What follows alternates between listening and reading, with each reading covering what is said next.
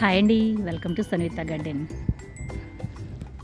చూసారా, నా గార్డెన్ అండి. వంగ చెట్టు దగ్గరికి వచ్చాను.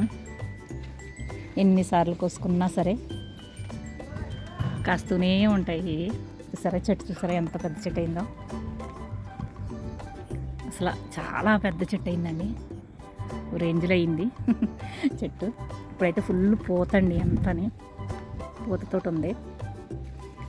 ఎన్నిసార్లు కోసుకున్నా సరే తీరని కాయలండి ఏదైనా, చాలా మంచి కాయలు.